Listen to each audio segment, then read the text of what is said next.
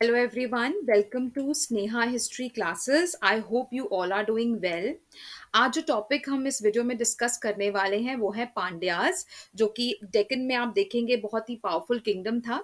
But इस video में सिर्फ हम उनसे रिलेटेड टैक्सेशन और ट्रेड की जो पॉलिसीज हैं उसी के बारे में डिस्कस करेंगे, बिकॉज आपके सिलेबस में सिर्फ वही दिया हुआ है।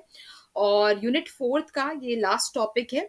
इसके बाद मैप आता है तो वो हम सेपरेटली डिस्कस करेंगे। इसके साथ ही मतलब आपका जो अगर हम लॉन्ग क्वेश्चंस की बात करें तो वो वाला पार्ट कवर हो जाता है। सो बहुत कुछ है जानने को, चलिए शुरू करते हैं।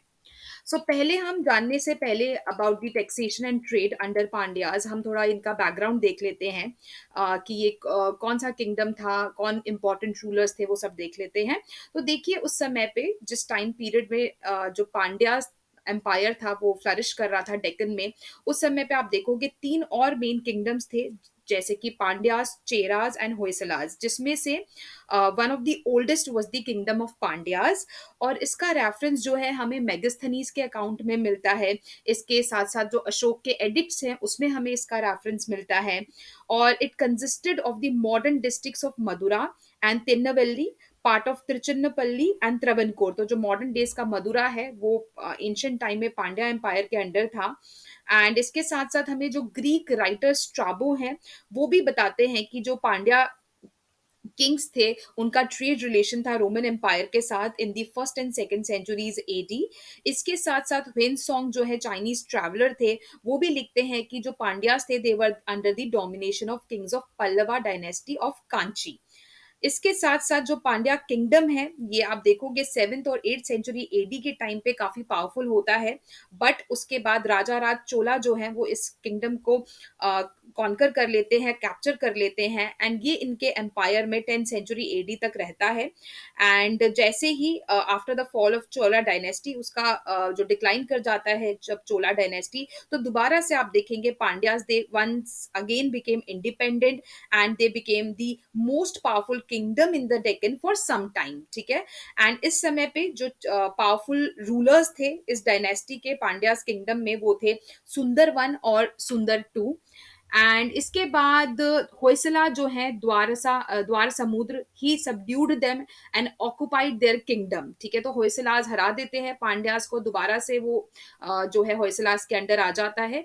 सो इसके बाद आप देखेंगे कि 1310 में अल्टीमेटली मलिक काफूर जो है वो पांड्या एम्पायर को कैप्चर कर लेते हैं। एंड उनके बाद जो रूलर्स हैं विजयनगर एम्पायर के, वो उनके एम्पायर में पांड्यास को कैप्चर करके इंक्लूड कर लेते हैं, और इसी तरीके से पांड्या रूल का एंड हो जाता है। सो ये था एक ब्रीफ शॉर्ट सा बैकग्राउंड। एंड आप इस पिक्चर में देख सकते हैं कि ये एक तो आप साउथ में डेक्कन में देखेंगे कि इसकी लोकेशन कहाँ पे है, ये आप देख सकते हो येलो कलर का जो है this was the Pandya empire, अगर आप मैप में देखो। एंड इसके साथ साथ ये जो पर्ल फिशरी में ये ट्रेड करते थे और ये बहुत ज्यादा जो है प्रॉफिटेबल ट्रेड था। तो इसी वजह से आप देखोगे बहुत सारे कॉइन्स के ऊपर भी आपको ये फिशेस जो है उनकी इमेजेस देखने को मिलेगी। तो चलिए अब हम डिस्कस करते हैं ट्रेड अंडर द पांड्यास। ठीक है, सो ट्रेड एंड टैक्सेशन के बारे में हम देखते हैं। देखो अब ये जो ट्रेड और टैक्सेशन, ये सारी जो इंफॉर्मेशन है ये हमें कहाँ से मिलती है? तो उस समय पे जो फॉरेन ट्रैवलर्स यहाँ पे आए, इसके साथ साथ voyagers, mariners of the ancient world, they have enabled the reflections about trade in the Pandya country. तो उन्होंने जो भी अकाउंट प्रोड्यूस किया उसमें वो यहाँ के ट्रेड के बारे में लिखते हैं। इसके साथ साथ जो हिब्रू और लैटिन लिटरेचर्स हैं and the archaeological remains in Aden, Alexandria, Java, Sumatra and even in China at support to the face fact of a trade network in the Pandya country. तो आप देखोगे ये सारे कंट्रीज, ठीक है, चाहे वो रोमन एम्पायर हो या इसके साथ साथ जैसे चाइना, श्रीलंका, ये सुमात्रा, जावा, इन सब के साथ पांड्या का ट्रेड रिलेशन था। इसके साथ साथ जो इंडिजीनियस लिटरेचर है, इंस्क्रिप्शंस मिले हैं हमें, कॉइन्स और ओरल ट्रेडिशंस जो हैं वो हमें बताते हैं कि जो है कि किस तरीके का ट्रेड रिलेशंस था पांड्यास का फॉरेन कंट्रीज के साथ। तो आप देखोगे जो फॉरेन कंट्रीज से हमें जो अकाउंट्स मिलते हैं प्लस जो हमें यहाँ के लोकल अकाउंट्स मिलते हैं, अगर हम कोलैबोरेट करें तो इससे हमें पता लगता है कि इनका फॉरेन ट्रेड बहुत फ्लरिश कर रहा था। इसके साथ साथ these evidences are used as basic sources for reconstruction reflecting the nature and volume of trade. और इन्हीं सारे एविडेंसेस से हम दोबारा से बता सकते हैं, हम रिकंस्ट्रक्ट कर सकते हैं उनके ट्रेड रिलेशन के बारे में, हिस्ट्री के बारे में उस समय की। ठीक है, इसके बाद हमें कौटिल्य की जो अर्थशास्त्र है उसमें भी रेफरेंस मिलता है to the easy to travel trade route to the south. And they also mention, मतलब कौटिल्य की अर्थशास्त्र में हमें एक सिटी, मदुरई सिटी का रेफरेंस मिलता है। इसके साथ साथ city of Tirunelveli and the river Tamraparni in the Pandyan kingdom. तो ये सारे जो सोर्सेज हैं ये हमें बताते हैं कि जो पांड्या किंगडम है उनका ट्रेड जो है वो काफी फ्लरिश कर रहा था। अब हम एक के बाद एक डिस्कस करेंगे मेन मेन पॉइंट्स को। सो सबसे पहले I will going to talk about traders in the Pandya country, की ट्रेडर्स की क्या कंडीशन थी पांड्या किंगडम के अंडर। सो तमिल और ब्राह्मी रिकॉर्ड्स जो हैं ये हमें बताते हैं उस समय पे जो तमिल कंट्री है वहां पे किस तरीके के ट्रेडर्स होते थे। जैसे कि क्लोथ मर्चेंट्स होते थे, seller of flowers, sandalwood paste, seller of rice products, fishmongers, salt vendors, toddy sellers, paddy merchants, pearl traders. तो आप देखेंगे इस तरीके के वहां पे ट्रेडर्स हमें मिलते हैं। एंड इसके साथ साथ they traded in drugs also, pepper and thus like spices, elephants, precious stones. तो आप देखोगे डिफरेंट वैरायटी ऑफ कमोडिटीज में है ना वो ट्रेड करते थे। इसके साथ साथ among them were external traders of pearls and conchs, conches जो होते हैं। ठीक है, एक तरीके का हर्ब हर्ब होता है जो थोड़ा नशीला होता है। ठीक है, उसमें भी ये ट्रेड करते थे, पर्ल्स में भी ट्रेड करते थे। इसके साथ साथ the person who were engaged in inland trade, जो मतलब जो इंसान, जो ट्रेडर इनलैंड ट्रेड में इन्वॉल्व था उसको बोला जाता था उस समय पे सतुवाहन। एंड जो लीडर होता था ऑफ सच ट्रेडर्स उसको बोला जाता था मसाथुवन। एंड इसके साथ जो सी ट्रेडर्स होते थे उनको इन जनरल बोला जाता था मनईकन। तो सी ट्रेडर्स को बोला जाता था मनईकन, जो इनलैंड ट्रेड कर रहा है उसको बोलते थे सातुवाहन, और इन ट्रेडर्स के लीडर को बोला जाता था मसूथुवन। इसके साथ साथ आप देखेंगे जो many traders had far flung trade connections both within and beyond the shores of India in countries like Sri Lanka, Malaya, Sumatra. ठीक है, तो आप देखेंगे वेरियस कंट्रीज के साथ, ठीक है, उनके ट्रेड्स थे, ट्रेड रिलेशंस थे। And these traders they were very rich, ये मर्चेंट्स काफी अमीर होते थे, इनके पास काफी वेल्थ थी, और जिस वजह से वो चैरिटी भी करते थे। सो दे यू विल सी कि they were involved in public charities and they use to give donations. And इसके साथ साथ सोसाइटी में भी उनका काफी इंपॉर्टेंट कंट्रीब्यूशन होता था, एंड उनकी काफी इंपॉर्टेंट पोजीशन थी सोसाइटी के अंदर। सो नेक्स्ट पॉइंट हम डिस्कस करेंगे, that is presence of trade guilds. तो आप देखोगे एंशिएंट टाइम में काफी आपको हर एक अंपायर में ट्रेडिंग गिल्ड्स मिलते हैं, और जहां पे आप देखोगे ज्यादा ट्रेडिंग गिल्ड्स होते हैं या उनकी कंडीशन जहां पे बहुत अच्छी होती है, वो एम्पायर भी उतना ही वेल्दी होता है। एंड स्पेशली अगर हम पांड्या किंगडम की बात करें तो आपको बहुत सारे ट्रेडिंग गिल्ड्स मिलेंगे यहाँ पे। ठीक है, और यहाँ पे आप देखोगे ट्रेड बहुत ही ज्यादा फ्लरिश कर रहा था, और यहाँ से सबसे ज्यादा आप देखोगे सोर्स ऑफ इनकम जो है रूलर के पास आता था। So it was an important source of income. So अब हम देखते हैं ट्रेड गिल्ड कैसे फंक्शन करते थे। So the active functioning of trade guild was an important feature of south Indian economy in the ancient times. तो आप देखोगे यहाँ पे कोस्टल एरियाज हैं, तो इसकी वजह से एक तो यहाँ पे जैसे स्पाइसेस होते हैं, पर्ल है, तो ऐसी चीजें ग्रो होती थी जिनकी फॉरेन लैंड में काफी डिमांड थी। तभी आप देखेंगे ये फॉरेन कंट्रीज के साथ काफी ट्रेड किया करते थे। और आप देखोगे different type kinds of guilds were there, like agriculturist guilds, the craft guild, the artisan guild, merchants guild and the caste guild. Guild मैंने पहले भी बहुत बार एक्सप्लेन किया है, बेसिकली एक ग्रुप होता है मर्चेंट्स का जो अलग अलग जैसे क्राफ्ट्स में या प्रोफेशन में इन्वॉल्व है, जो भी ट्रेडिंग कमोडिटी में वो इन्वॉल्व है, वो एक अपना ग्रुप बनाते थे, और जो भी काम वो करते थे वो एक साथ मिल के करते थे। और आप देखेंगे गवर्नमेंट इसमें या रूलर किसी भी ट्रेडिंग गिल्ड में इंटरफेयर नहीं करता था। उनके अपने रूल्स रेगुलेशंस होते थे, और वो अपनी, उनका मेन फोकस होता था प्रॉफिट कैसे हो और कैसे उनकी जो गिल्ड है वो और इम्प्रूव करती रहे। सो इस तरीके के ट्रेडिंग गिल्ड्स होते थे। और ये मेनली आप देखोगे ट्रेडर्स जब एक दूसरे जगह से दूसरी जगह जाते थे तो वो हमेशा गिल्ड में मतलब ग्रुप के साथ मूव करते थे, and these traders form guilds, they had a lot of advantages. Guilds बनाने से उनको बहुत फायदा होता था, किस तरीके से, जैसे कि वो एक जगह से दूसरी जगह इकट्ठे मूव करते थे, एक साथ खरीदते थे, एक साथ ट्रांसपोर्ट करते थे गुड्स को, एंड एक साथ बेचते थे, एंड इसके साथ साथ it was helpful for them to safeguard their money, क्योंकि देखो उस समय पे रॉबरी भी बहुत होती थी, तो अगर इकट्ठे जाएंगे, इकट्ठे करेंगे, सब करेंगे, तो वहां पे उनकी जो है जो बात है वो सुनी भी जाएगी, because majority of the people they are asking for the same thing, तो वो भी है, और उसके साथ साथ उनको प्रोटेक्शन भी मिल रही है। तो इस तरीके से काफी एडवांटेजेस थे अगर वो ट्रेडिंग गिल्ड में काम करते थे। इसके साथ साथ आप देखेंगे जो मर्चेंट गिल्ड्स थी वो सबसे ज्यादा बेहतरीन तरीके से ऑर्गेनाइज थी, और इन कुछ मर्चेंट गिल्ड्स के नाम हैं, जैसे कि आइनुरुवर, ननदेसिस, नगरत्तर, अंजुवनम, चित्रमेली, तो इस तरीके की कुछ इंपॉर्टेंट मर्चेंट गिल्ड्स थी उस समय पे, and they were all concerned with the administration of many townships, particularly the urban centers which were very near to the ports of the coastal areas। तो आप देखोगे अगर मतलब जो टाउन्स थे, सिटीज थे, उसमें इनकी से काफी होती थी, ठीक है, इनको बहुत ज्यादा इंपॉर्टेंस दी जाती थी, और उनके जो एडमिनिस्ट्रेशन भी है उसमें भी ये बहुत इंपॉर्टेंट रोल प्ले करते थे। इसके साथ साथ they also played a important role in the matters concerning social, religious, administrative and judicial affairs of the territory, because ये लोग काफी वेल्दी थे और काफी डोनेशंस ये देते थे, चैरिटी देते थे, और यहाँ से बहुत ही पैसा, ज्यादा पैसा जो है सरकार के पास आता था, रूलर के पास आता था। तभी आप देखोगे इनका जो पार्टिसिपेशन है इन डिफरेंट एस्पेक्ट्स वो बहुत ही इंपॉर्टेंट हो जाता है।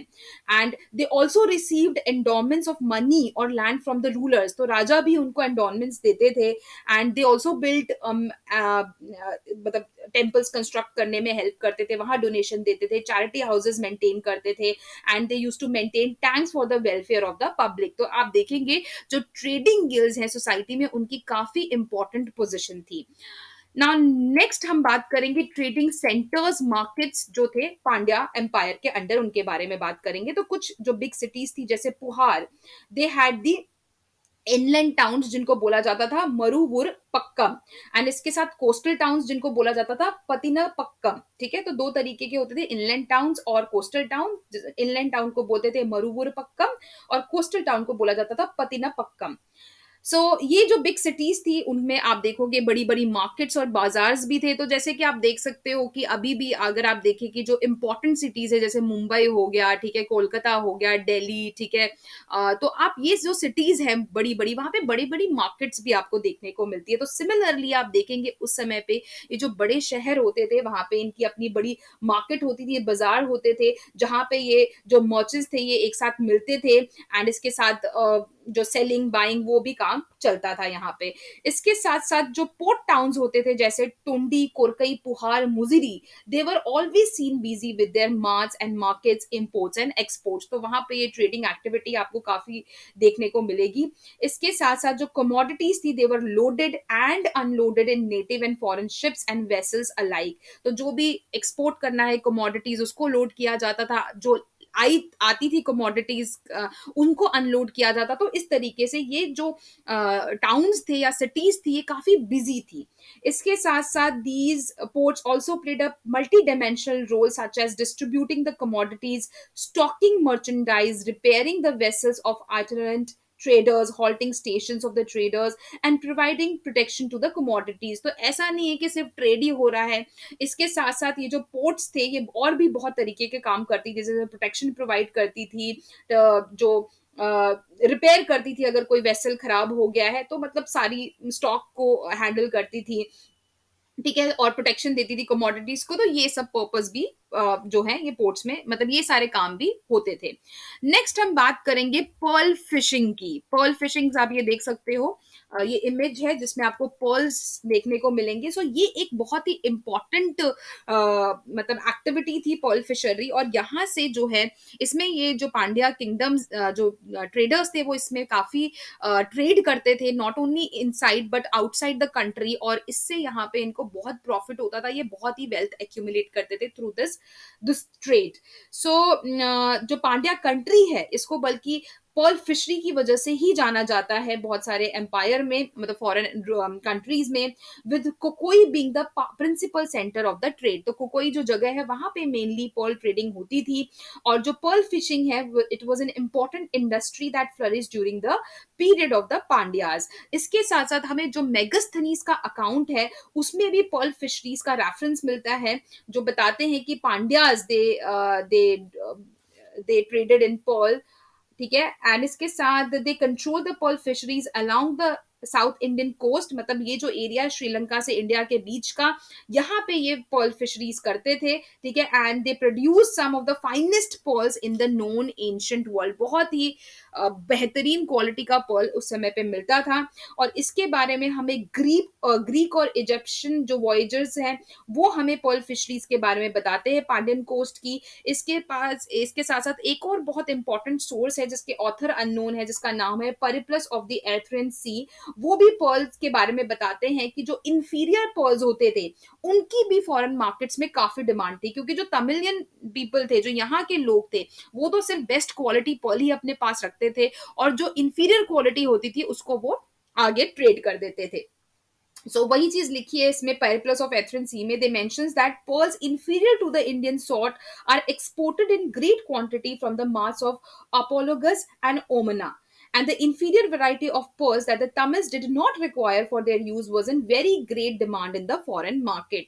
तो जो आप देखो जो inferior quality के पर्ल है उनकी भी काफी डिमांड थी बाहर की मार्केट में। इसके साथ साथ जो पर्ल्स थे वो जो नॉर्थ इंडियन किंगडम है वहां पे भी सप्लाई किए जाते थे। इसके साथ साथ जो बड़े सारे वैदिक मंत्र हैं उसमें भी पर्ल के यूसेज के बारे में बताया गया है। रॉयल चैरियट्स को पर्ल्स के साथ सजाया जाता था, और काफी आप देखोगे काफी हाई डिमांड थी पर्ल्स की। और इसके साथ साथ जो लिटरेरी रेफरेंसेस हैं उसमें पर्ल फिशिंग जो है, it mentions how the fisherman who dive into the sea and avoid attacks from sharks bring up the right horned shankh and blow on the sounding shell. तो लोग किस तरीके से अपनी जान को जोखिम में डाल के, आप देखोगे शार्क से बचकर वो जो शंख होता है, जो शंख बजाते हैं हिंदू ट्रेडिशन में पूजा करते हुए, वो लेके आते थे। एंड इसके साथ जो कॉन्विक्ट्स होते थे उनको भी इसमें डाला जाता था पर्ल डाइव, देवर मेड एज पर्ल डाइवर्स, जिससे कि वो जाके पर्ल्स को कलेक्ट करके लेके आए। बिकॉज ये जो चीज थी पर्ल्स को लाना भी, it is not an easy thing. ठीक है, जान का खतरा होता है क्योंकि अंदर आप जाओगे तो शार्क वगैरह मिलेगी, और काफी मतलब इनसाइड जाना पड़ता है, डीप जाना पड़ता है सी में, तभी आपको वहां से पर्ल्स मिलते हैं। ये पर्ल ट्रेडिंग में बहुत मतलब प्रॉफिट था, और ये पांड्यन किंगडम जाना ही इसके लिए जाता था। चलिए नेक्स्ट पॉइंट डिस्कस करते हैं हम, दैट इज डोमेस्टिक ट्रेड। तो हैंडीक्राफ्ट भी एक important domestic trade, it played an important role in domestic trade, or it comprised like metal industries, textiles, woodwork, leather industries, pottery, salt manufacture. Metal industries flourished in the country, and this is evident from inscriptions which refers to the making of images of gods and goddesses। तो आप देखोगे metal industry जिसमें कि वो metal को पिघला के, ठीक है, अलग अलग शेप देते थे, तो इसका रेफरेंस हमें इंस्क्रिप्शंस में मिलता है, जिससे कि वो मेटल्स के थ्रू गॉड्स एंड गॉडेसेस की इमेजेस बनाते थे, कॉइन बनाते थे, ऑर्नामेंट्स बनाते थे। सिल्क वीविंग जो है वो भी काफी it reach its high water mark. ठीक है, उसमें बहुत खूबसूरती से काम किया जाता था। इसके साथ साथ एग्रीकल्चरल इंडस्ट्रीज थी जहाँ पे रॉ मटेरियल को यूटिलाइज किया जाता था। They produce coir, toddy, mats, umbrellas, coconut oil, jaggery etcetera. ये कुछ इंपॉर्टेंट डोमेस्टिक ट्रेड हो गया। नेक्स्ट हम बात करेंगे एक्सटर्नल ट्रेड के बारे में। देखेंगे आपकी जो पांड्यन एम्पायर थे उन्होंने एक बहुत ही डिप्लोमेटिक रिलेशन जो है रोमन एम्पायर के साथ बनाया हुआ था, और जो रोमन एम्परर जूलियन थे, he received an embassy from a Pandya king about 361 CE, a Roman trading center which was located on the Pandyan coast। तो एक एम्बेसी थी जो आप देखोगे पांड्यन कोस्ट में आपको देखे जो थी अलंगन कुलुम। ठीक है, यहाँ पे इनकी एम्बेसी थी, और ये इससे साफ पता लगता है कि दोनों के बीच में काफी ज्यादा ट्रेड हुआ करता था। एंड इसके साथ साथ जो पांड्यास थे, they also had trade contacts with Ptolemaic Egypt and through Egypt with Rome by the first century and with China by third century. तो आप देखोगे जो ये काफी इंपॉर्टेंट एम्पायर्स थे उस समय पे, सो उनके साथ रोमन एम्पायर, चाइना के साथ इजिप्शियन एम्पायर, उनके साथ इनके ट्रेड रिलेशंस थे। और ये किस चीज में एक्सपोर्ट करते थे? They exported pearls, spices, ivory, shells, while the imports included. और उनसे देखिए, ये तो एक्सपोर्ट कमोडिटीज हो गई, और इम्पोर्ट के आर्टिकल्स करते थे, हॉर्सेस को इम्पोर्ट करते थे, गोल्ड को, ग्लास को और वाइन को, तो ये इम्पोर्ट करते थे। एंड ऐसा माना जाता है कि there was no state to take care of all these commercial contacts, मतलब गवर्नमेंट किसी भी तरीके से इनमें इंटरफेयर नहीं करती थी। और देर वर नो रेगुलर ट्रेड और प्रिस्क्राइब इंडस्ट्रियल पॉलिसी और guild enterprises. The state was there, but it did not interfere in trade and industry. इसके साथ जो स्टेट थी, जो गवर्नमेंट थी, वो कॉइन्स इशू करती थी which was made up of gold, silver and copper. और जो ट्रेड गिल्ड्स होती थी वो कमोडिटीज के प्राइसेस फिक्स करती थी, मोड ऑफ एक्सचेंज वो बताती थी, एंड मींस ऑफ ट्रांसपोर्ट को जो ट्रेडिंग गिल्ड्स है वो हैंडल करती थी। इसके बाद नेक्स्ट हम बात करेंगे medium of exchange. So it has been said that ancient Tamils had not used currency for internal trade but bartered goods. ठीक है, तो आप देखोगे करेंसी को वो बहुत ज्यादा इस्तेमाल नहीं करती थी। वो जो इनलैंड ट्रेड है, जो इंटीरियर में ट्रेड, इंटरनल ट्रेड हो रहा है, उसमें वो मेनली बार्टर सिस्टम जो है, जिसमें कमोडिटीज एक्सचेंज कर लेते हैं, वो यूज किया जाता था। जैसे कि राइस में dal, salt, milk, curd, fish, meat, clothes, flowers, honey, potatoes, plantains, cattle, fowls, तो इन सब चीजों में वो मतलब बार्टर सिस्टम यूज करती थी। But they bought with currency only very expensive things. ऐसा नहीं है कि करेंसी होती नहीं थी, पर वो करेंसी का इस्तेमाल सिर्फ महंगी चीजों में ट्रेड करने के लिए करते थे। And the use of currency existed only in high societies and it was used only in cities and coastal towns. तो बड़े बड़े जो शहर होते थे, कोस्टल टाउन्स होते थे, वहां पे करेंसी का इस्तेमाल किया जाता था। और जो छोटे टाउन्स होते थे, और वहां पे मेनली आप देखेंगे बार्टर सिस्टम या barter method was in Vogue. Now next हम बात करते हैं कॉइन्स की। सो आप देखेंगे the coins of the Pandyas bear the legend of different Pandya rulers in different times. तो कॉइन्स के ऊपर आप पांड्या रूलर्स के रेफरेंसेस देख सकते हैं। And the Pandyas they had issued silver punch marked and die struck copper coins in the early period. इसके साथ हमें कुछ गोल्ड कॉइन्स भी मिलते हैं। और ये जो कॉइन्स होती थी, इसमें आपको फिश की इमेज मिलेगी, कभी सिंगल कभी डबल पेयर में भी मिलती थी। एंड इसके साथ साथ इसमें सिंबल्स होते थे, जैसे बो के, कॉन्क के या डिस्कस के। एंड जो कॉइन्स होते थे पांड्यास किंगडम के टाइम पे, वो मेनली आप देखोगे बेसिकली स्क्वायर होते थे। एंड इसमें आप देखेंगे एक साइड पे एलिफेंट की इमेज होती थी एंड दूसरा साइड प्लैंक होता था। एंड जो इंस्क्रिप्शन है on the silver and gold coins, the inscriptions on the silver and gold coins during the Pandyas were in Sanskrit. तो जो भी उनके ऊपर इंस्क्राइब किया जाता था इन सिक्कों पे, वो संस्कृत भाषा का उसमें इस्तेमाल किया गया है। और जो कॉइन्स होते थे पांड्याज के विच बोर द फिश सिंबल, मतलब वो सिक्के जिनमें फिश का सिंबल होता था, उनको बोला जाता था कोंडन डेरानऊ एंड कांची वुलंगम पेरुमल। तो ये नाम से उसको बुलाया जाता था। एंड लास्ट पॉइंट जो हम इसमें डिस्कस करेंगे दैट इज ट्रांसपोर्ट, कि वो जब ट्रेड करते थे तो क्या मोड ऑफ कम्युनिकेशन था, किस तरीके से वो कम्यूट करते थे, ट्रांसपोर्ट करते थे। सो यहाँ पे आप देखेंगे कि एक नेटवर्क था, मतलब हाईवेज थे बने हुए, ठीक है। Merchandise they were taken from one place to another on the backs of donkeys, donkeys गधों के ऊपर लाद के, या घोड़ों के ऊपर, या इसके साथ बुल्लॉक कार्ट्स का इस्तेमाल किया जाता था लैंड पे। एंड सी में आप देखोगे शिप के थ्रू, शिप बिल्डिंग इंडस्ट्रीज थी, नेविगेशनल टेक्निक्स के जो है वो काफी फुली डेवलप्ड थी उस समय पे, जिसके थ्रू ट्रेड किया जाता था। And south Indian contact with China was chiefly through sea. तो चाइना के साथ जो भी ट्रेड, या आप देखेंगे रोमन एम्पायर, ये इजिप्शियन एम्पायर, उनके साथ जो है ट्रेड वो सी के थ्रू होता था। So this was all about the trade under Pandyas. सो आज इस वीडियो में हम यहीं तक डिस्कस करेंगे। इसके बाद जो टैक्सेशन है उसके ऊपर मैं एक सेपरेट वीडियो बनाऊंगी, और उसके साथ ही हमारा ये टॉपिक कंप्लीट हो जाएगा। सो आई होप आपको ये पॉइंट्स क्लियर हो गए होंगे। And if you like the video, अगर आपको ये पसंद आई है, so please subscribe the channel, like, share and comment. Thank you so much for watching. Have a very nice day and I'll see you in the next video. Till then, take care, stay safe.